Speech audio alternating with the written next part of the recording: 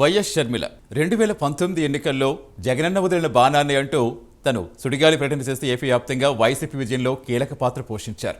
తదనంతరం జరిగిన కొన్ని పరిణామాలతో తెలంగాణలో వైఎస్ఆర్టీపీ పేరుతో పార్టీ పెట్టి ఇక్కడ పార్టీ అధ్యక్షురాలిగా ఇక్కడ పాదయాత్ర చేసి అప్పుడు ఒక సంచలనంగా మారారు.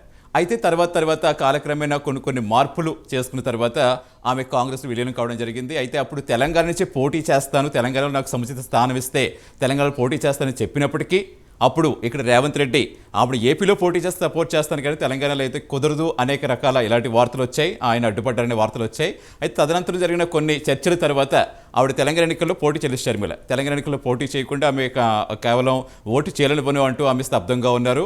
ఆ తర్వాత కాంగ్రెస్ పార్టీ అధికారంలోకి రావటం, ఆ తదనంతరం ఆవిడ మళ్ళీ కాంగ్రెస్ పార్టీలో తన పార్టీని విలీనం చేసి ఏపీ పీసీసీ అధ్యక్షురాలిగా ప్రస్తుతం బాధ్యతలు తీసుకున్నారు. అయితే ఇప్పుడు పూర్తి స్థాయిలో ఆవిడ తన అన్న జగనన్న మీద బాను ఎక్కువ పెట్టారంటూ కూడా పూర్తి విమర్శలు చేస్తున్నారు, సుడిగాలి పర్యటన చేస్తున్నారు. అయితే ఇదంతా ఒక ఎత్తు అయితే నిన్న వచ్చి తెలంగాణ సీఎం రేవంత్ రెడ్డితో ఆమె భేటీ కాబట్టి ఇప్పుడు చర్చనీయాంశంగా మారింది. ప్రధానంగా అంతకుముందు అనేక సార్లు ఇద్దరి మధ్య ఆ మాటలు తోటాలు పేలాయి. ఈ నేపథ్యంలో వీరిద్దరి మధ్య ఏం చర్చ జరిగి ఉండొచ్చు అనేది అయితే రాజకీయ వర్గాల్లో పూర్తిగా హాట్ టాపిక్గా మారింది. అయితే ప్రధానంగా అక్కడ మాత్రం ఏపీలో తనకి పార్టీకి మద్దతు ఇవ్వాలంటూ షర్మిల కోరినట్టుగా తెలుస్తుంది రేవంత్ రెడ్డి గారిని.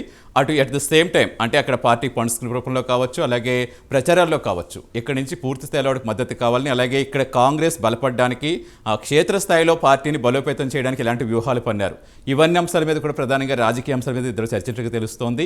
అలాగే ఏపీ ఎన్నికల్లో కూడా పూర్తి స్థాయిలో వాళ్ళకి సపోర్ట్ ఇవ్వాలని, ఇక్కడ ఏ విధమైన పన్నాగం అయితే పన్నారో, ఎటువంటి వ్యూహాలు అయితే రచించారో అవే తనకు కూడా సపోర్ట్ ఇస్తూ అక్కడ కూడా చేయించాలని కూడా ఆమె కోరినట్టుగా తెలుస్తోంది.